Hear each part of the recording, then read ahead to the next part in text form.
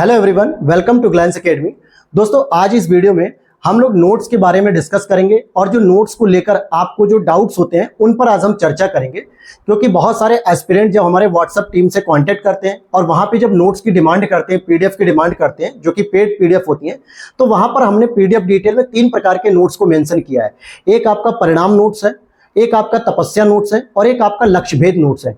तीनों ही नोट्स हिंदी माध्यम में है और तीनों ही नोट्स हैंड रिटन नोट्स में है। ठीक है, जो हमारी टीम के द्वारा, जिसमें मैं, निशु मैम और हमारे अदर्स मेंबर्स मिलकर उसे तैयार करते हैं। और इसमें बहुत सारे लोगों को ये डाउट होता है कि सर हमें परिणाम नोट्स लेने हैं या तपस्या नोट्स लेने हैं या लक्ष्य भेद नोट्स लेने हैं।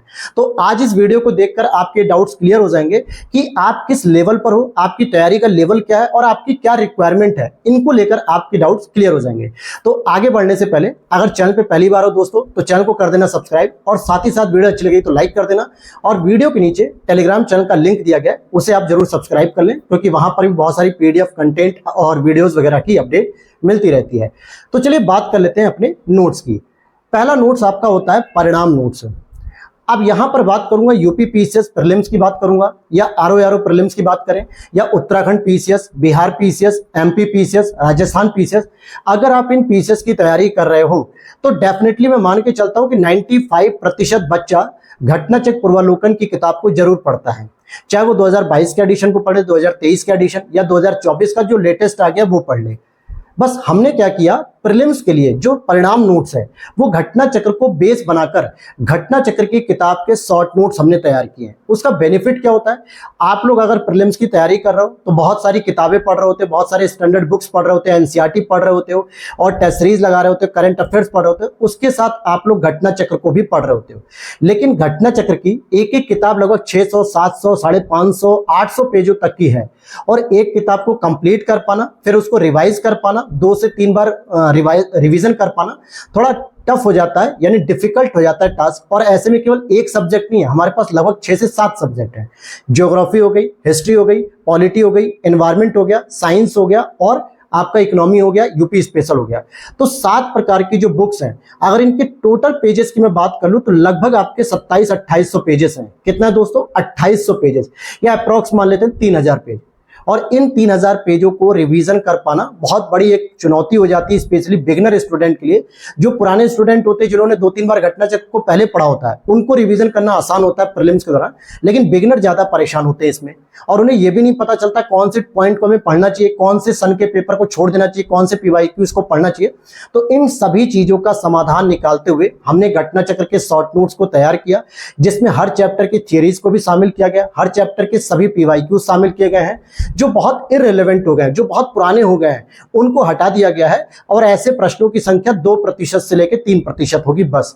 बाकी हर प्रश्न को शामिल करते हुए उनसे रिलेटेड जो इंपॉर्टेंट डाटा है मिनिस्ट्री का वो भी रखा गया है, बजट का डाटा है वो भी रखा गया है, उसकी जो व्याख्या है वो भी रखी गई है, और जो अदर ऑप्शंस होते हैं हर एक क्वेश्चन के, उनको भी हमने शामिल किया है। तो कहा जाए तो हमने हर एक चीज को इसमें शामिल कर दिया है। और बेनिफिट क्या है कि हर एक सब्जेक्ट को एवरेज 60 से 65 पेज में हमने कवर कर दिया है, यानी दोनों साइड में बता रहा हूं। यानी अगर आप 32 पन्ने को पढ़ते हो तो 32 दूनी 64, आपकी Indian geography complete, Indian polity complete, modern history complete. इसी तरीके से छोटे छोटे सेगमेंट में हमने हैंड रिटन नोट्स में पूरी की पूरी घटना चक्र को तैयार कर दिया। ओवरऑल अगर हम देखें तो 3000 पेजों की बुक को हमने लगभग 400 साढ़े 400 पेजेस में कंबाइन कर दिया। अब इसका बेनिफिट किसे मिलेगा? केवल और केवल अगर आपको प्रीलिम्स में घटना चक्र पढ़नी है तो आप उसको अगर नहीं पढ़ पा रहे हो टाइम ना होने की वजह से, तो आप हमारे इन नोट्स को पढ़ सकते हो। और इसकी सारी क्लासेस लगभग 81 लेक्चर के साथ पूरी कंप्लीट कर दी गई हैं और इकोनॉमिक्स के भी अब लेक्चर लगातार शुरू किए जा रहे हैं। तो लगभग इन सभी पीडीएफ की सारी क्लासेस भी फ्री ऑफ कॉस्ट यूट्यूब पर पड़ी हुई है। आप प्लेलिस्ट में जाकर देख सकते हो हमारे यूट्यूब चैनल ग्लैंस एकेडमी पर, जहां पर ये सारी क्लासेस आपको फ्रीली मिल जाती हैं। लेकिन इनकी पीडीएफ जो है कि पेड है। अगर आप चाहते हो कि पीडीएफ निकाल के बार बार क्विक रिवीजन करते रहें, बार बार यूट्यूब पे ना विजिट करना पड़े, तो आप हमारे वीडियो के नीचे दिए गए व्हाट्सएप नंबर या फिर वीडियो के एंड में आपको व्हाट्सएप नंबर मिलेगा, वहां से आप डिटेल ले सकते हो। और अगर आप पहले से ले रहे हो तो आपको क्लियर हो जाएगा कि हाँ, अगर हमें प्रीलिम्स की तैयारी करनी है और घटना चक्र पढ़ने तो हम पढ़ सकते हैं। समझ में आ गया? एक तरीके से अल्टरनेट मैंने तैयार कर दिया आप लोगों के लिए। दूसरा हमारा जो नोट्स है वो है तपस्या नोट्स। तपस्या नोट्स के आगे लिखा होता है प्री प्लस मेंस। तो सबसे पहले मैं इसके बेस को बता दूं, सोर्सेज को बता दूं, तो इसमें एनसीईआरटी बुक्स को शामिल किया गया, स्टैंडर्ड बुक्स को शामिल किया गया और जरूरत पड़ने पे इसमें कुछ टॉपर्स की कॉपीज को भी शामिल किया गया है। जैसे स्टैंडर्ड बुक्स में अगर मैं बात करूं, लक्ष्मीकांत हो गई, और आपकी रमेश सिंह की बुक हो गई इकोनॉमी के लिए, संजीव वर्मा की बुक हो गई, और एनसीईआरटी तो चली रही है, साथ ही साथ स्पेक्ट्रम हो गई, और इसी तरीके से राम शरण सिंह हो गई, एसके पांडे हो गई, एंशिएंट के लिए, मिडवल के लिए सतीश चंद्रा जी हो गए। इसी तरीके से साइंस में आप आओगे तो साइंस में भी जो है कि मैग्रा हिल की जो पुस्तक आती है उसको शामिल किया गया है।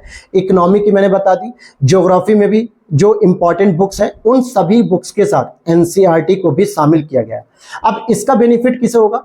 जैसे मान लो अगर आप बिगिनर स्टूडेंट हो या आपने 1-2 साल अभी तैयारी की है, सेल्फ स्टडी कर रहे हो या कोचिंग से भी कर रहे हो, तो जिनको चैप्टर की क्रक्स नहीं पता होता, समरी नहीं पता होती कि हम अगर ये चैप्टर पढ़ रहे हैं किसी किताब में तो ये क्यों पढ़ रहे हैं और इसमें क्या क्या चीजें निकलनी चाहिए। जैसे होता है ना, कई बार हम किताब के पहले पेज से शुरू करते हैं और आखिरी पेज तक जाते हैं और हमें पता ही नहीं चलता है इस दौरान हमने पूरे चैप्टर में क्या पढ़ा या पूरी बुक में क्या पढ़ा। तो उसकी एक समरी हमारे दिमाग में अगर आ जाती है, हमारे सामने समरी टाइप की, तो वो चीजें हमें क्लियर हो जाती है कि इस चैप्टर की शुरुआत यहां से हो रही है और यहां जाकर खत्म हो रही है। तो उसे हम कहते हैं प्री प्लस मेंस, क्योंकि यहां से आपका प्री के भी क्वेश्चन सॉल्व होते हैं और साथ ही साथ आपकी मेंस आंसर राइटिंग के लिए जो समझ विकसित होनी चाहिए, कॉन्सेप्चुअल जो नॉलेज होनी चाहिए, वो भी आपकी यहां पर तैयार होती है। तो प्री प्लस मेंस के नोट्स आप कह सकते हो कि ये प्री में भी काम आएंगे, जो कॉन्सेप्चुअल प्रश्न आते हैं, कभी कभी एनालिसिस प्रश्न आ जाते हैं या एलिमिनेटिंग प्रश्न करने पड़ते हैं, तो वहां पर इसकी नॉलेज काम करती है। आप इसके लिए क्लास को भी चेक कर सकते हो, प्री प्लस मेंस के नाम से प्लेलिस्ट होगी जिसमें एंशिएंट हिस्ट्री कंप्लीट करा दी मैंने, इकोनॉमी 10 लेक्चर हो चुके हैं और वर्ल्ड ज्योग्राफी पूरी कंप्लीट होने वाली, 3-4 लेक्चर और रह गए। मैं अभी थोड़ा बाहर था 2-3 दिन, इसलिए क्लास नहीं आ पा रही थी। तो इनमें आप देख पाओगे किस तरीके से हर एक बुक का एक कोर आइडिया, क्रक्स आइडिया, ये पूरा समराइज किया गया और पूरा का पूरा सिलेबस के अकॉर्डिंग है। ये भी अच्छी बात है, कोई भी चीज सिलेबस से बाहर नहीं है, चाहे आप यूपीएससी का सिलेबस देख लो या यूपी पीसीएस का सिलेबस देख लो या फिर अदर स्टेट के, लगभग सारे सिलेबस 99% सेम है। तो आप उनके क्रक्स एरियाज को भी समझ सकते हो। अब ये उनके लिए बेनिफिट है जो सेल्फ स्टडी कर रहे हो और जो किताबों को पढ़ते हैं लेकिन किताब समझ में नहीं आती कि शुरुआत कहां पे हुई चैप्टर की, कहां तक खत्म हुआ और इसमें क्या प्रीलिम्स के क्वेश्चन होंगे, क्या मेंस के क्वेश्चन बनेंगे। तो उन ये ऐसे एस्पिरेंट इन नोट्स के साथ जा सकते हैं, जिसको हम कहते हैं तपस्या नोट्स। लास्ट में सबसे इंपॉर्टेंट नोट्स आते हैं दोस्तों, लक्ष्य भेद नोट्स। जो लक्ष्य भेद नोट्स हैं दोस्तों, ये आपके मेंस आंसर राइटिंग के नोट्स हैं, जिसमें आपके GS paper 1, GS paper 2, GS paper 3, GS paper 4 और यूपी स्पेशल का जीएस पेपर मतलब पेपर 5 और पेपर 6, इन सभी के नोट्स हैं। इनको पढ़ने के बाद आप डायरेक्टली आंसर राइटिंग कर सकते हो, जाके एग्जाम हॉल में अपनी आंसर राइटिंग कर सकते हो या किसी कोचिंग में अगर आप मॉक टेस्ट देते हो, आंसर राइटिंग ज्वाइन करते हो, तो वहां पर आंसर राइटिंग करने से पहले आपको एक टिपिंग पॉइंट यानी कि पॉइंट टू पॉइंट हर एक चीजें याद होनी चाहिए फिंगर टिप पर, वो चीजें आपको इन नोट्स में मिलेंगी। जिनके पास स्टैंडर्ड क्वालिटी के मेंस के नोट्स नहीं हो या जिन्होंने डाटा अपडेट ना किया हो, रिपोर्ट अपडेट ना की हो, मिनिस्ट्री रिपोर्ट अपडेट ना की हो, या जो बिगिनर बच्चे हैं वो भी इन नोट्स की तैयारी कर सकते हैं। ध्यान देना कि ये प्रीलिम्स और मेंस दोनों के लिए नहीं है, स्पेशली मेंस आंसर राइटिंग के लिए नोट्स है। अगर आप इन नोट्स को लेते हो तो आपके मेंस आंसर राइटिंग की जो सेल्फ स्टडी करके नोट्स बनाने की हेडेक होती है वो पूरी कंप्लीट हो जाएगी, टेंशन फ्री हो जाओगे, क्योंकि इसमें पीवाईक्यूज को एनालिसिस किया गया, स्टैंडर्ड बुक्स को एनालिसिस किया गया, एनसीईआरटी को एनालिसिस किया गया। सबसे इंपॉर्टेंट पीवाईक्यूज को इसमें ध्यान से देखा गया कि यूपी पीसीएस के पीवाईक्यूज में कैसे क्वेश्चन पूछे गए, यूपीएससी के पीवाईक्यूज में कैसे क्वेश्चन पूछे जा रहे हैं, किन टॉपिक्स की डिमांड है, किन चीजों की डिमांड कर रहे हैं, उन चीजों को हमने इसमें शामिल किया है और वो भी फुट नोट्स में, पॉइंट वाइज में, जिसे आप इजीली याद कर सकते हो। मेंस के आंसर राइटिंग जिस दिन आपका होगा यानी मेंस का एग्जाम होगा, उससे 15 दिन पहले भी इन सारे नोट्स को आप रिवाइज कर सकते हो और इसके साथ आप आंसर राइटिंग की प्रैक्टिस भी कर सकते हो। तो ये पूरी तरीके से डेडिकेटेड है आपके मेंस आंसर राइटिंग को लेकर। तो उम्मीद करता हूं आपको परिणाम बैच के बारे में पता चल गया। जो परिणाम नोट्स है, जो घटना चक्र के सब्स्टिट्यूट है, एक तरीके से प्रीलिम्स के लिए काम करेंगे। दूसरा आपको समझ में आ गया तपस्या नोट्स, जो पूरी तरीके से प्री और मेंस के लिए बेस्ट रहेंगे, क्योंकि यहाँ पर किताबों का जो कोर एरियाज होता है, जो समरी होती है, एक तरीके से कह सकते हो क्रैक्स है, वो सारी चीजें आपको रहेंगी पता कि सिलेबस में हमने क्या क्या चीजों को पढ़ा है और क्या पढ़ना है।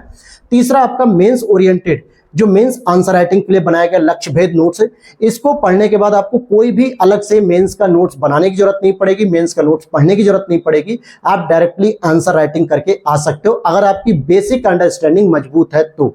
अगर आपकी बेसिक अंडरस्टैंडिंग ही मजबूत नहीं है तो मैंने अगर मान लो किसी नोट्स में कोई डिटेलिंग न लिख के कुछ पॉइंट वाइज चीजों को लिख दिया और आप उनको केवल रट रहे हो, उनको समझ नहीं पा रहे हो कि इन शब्दों का मतलब क्या होता है, इसका मतलब है आपका बेसिक कमजोर है। पहले आपको बेसिक स्ट्रॉन्ग करने के लिए किताब पढ़ना चाहिए या फिर हमारे तपस्या नोट्स की क्लासेस को देख सकते हो।